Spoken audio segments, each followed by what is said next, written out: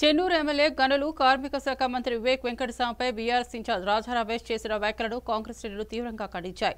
అవగాహన లేకుండా మంత్రి వివేక్ను లక్ష్యంగా చేసుకుని అనుచిత వ్యాఖ్యలు చేయడం సరికాదని హెచ్చరించిన వారు బీఆర్ఎస్ నేతలు ఆలోచించి మాట్లాడాలని సూచించారు. లేదంటే తీవ్ర రాజకీయ పరిణామాలు ఎదురయ్యే అవకాశం ఉందని స్పష్టం చేశారు.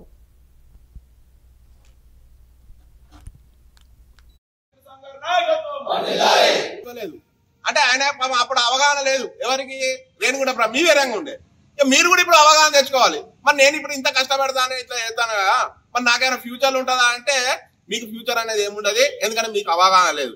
ఇక మరి అవగాహన గురించి మీరు మాట్లాడతాను.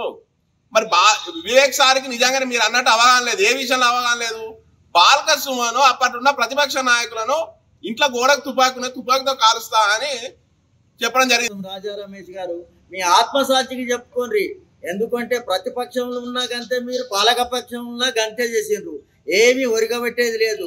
ప్రతి ఒక్క నియోజకవర్గంలో ఈ కాంగ్రెస్ ప్రభుత్వం వచ్చింది. మా సార్ వివేక్ వెంకటస్వామి గారు ప్రతి విలేజ్ తిరుక్కుంటూ ప్రజలతో మమేకమై ప్రతి రోడ్లు, డ్రైనేజీలు, తాగునీటి సమస్యలు అన్ని తీరుస్తూ పోతే కళ్ళు ఓర్వలేక మీరు అనిత వాక్యాలు చేసుడు ఎంతవరకు సమంజసమో అది మీకే ప్రజలు గుణపాఠం చెప్తారని మేము ఈ విధంగా హెచ్చరిస్తున్నాం. జై కాంగ్రెస్.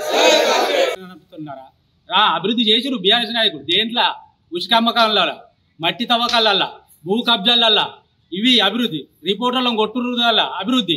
ఇవి చేసిన చరిత్ర మీది. బాలకసుమన్ గారికి సపోర్ట్ చేస్తున్న రాజా రమేష్ గారు, మీరు ఇంతకుముందు ప్రతిపక్షాలు ఉన్నప్పుడు ఏం చేసిర్రు? అప్పుడు మన కాంగ్రెస్ పార్టీలో తిరిగినాం.